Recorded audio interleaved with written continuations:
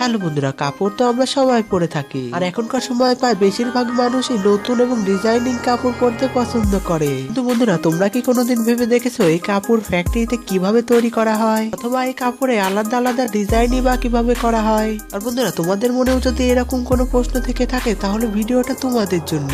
বন্ধুরা, ভিডিওটা খুবই ইন্টারেস্টিং হতে চলেছে, তাই বন্ধুরা ভিডিওটা একটু মিস করো না। তো স্বাগতম আমাদের আরো একটা নতুন ভিডিওতে।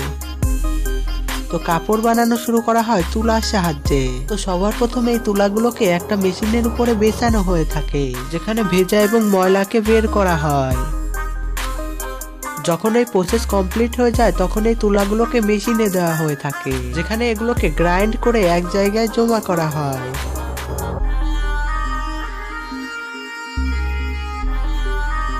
এবার এই তুলার সাহায্যে মোটা সুতা তৈরি করা হয় এবং পরে এগুলোর রোল বানানো হয়।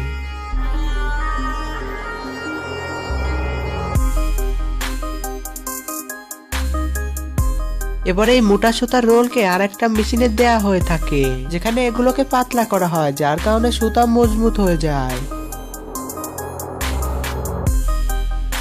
তারপরে এই সুতাগুলোর রোল বানানো হয়। আর যদি এই ফ্যাক্টরিতে কাপড় বানানোর মেশিন থাকে তাহলে এই সুতাগুলোকে সেই ইউনিটে পাঠিয়ে দেওয়া হয়। আর যদি এই ফ্যাক্টরিতে কাপড় বানানোর মেশিন না থাকে তাহলে অন্য ফ্যাক্টরিতে এই সুতাগুলো পাঠিয়ে দেওয়া হয়ে থাকে। তো এবার সময় আছে কাপড় বানানোর। তো কাপড় বানানোর জন্য সুতার অনেকগুলো রোলকে একটা মেশিনে লাগানো হয়ে থাকে।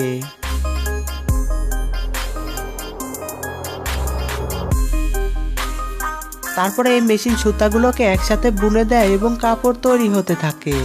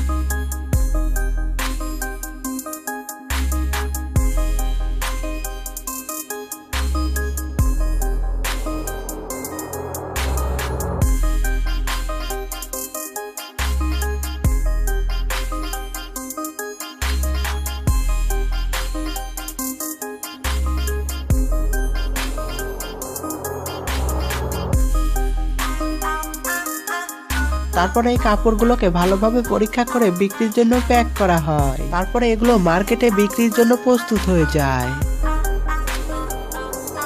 তো বন্ধুরা, ভিডিওটি ভালো লাগলে একটি লাইক করে দিও এবং এমনই সব ইন্টারেস্টিং ভিডিও পাওয়ার জন্য চ্যানেল সাবস্ক্রাইব করে নিও এবং ভিডিওটা অবশ্যই তোমার বন্ধুদের সাথে শেয়ার করে দিও।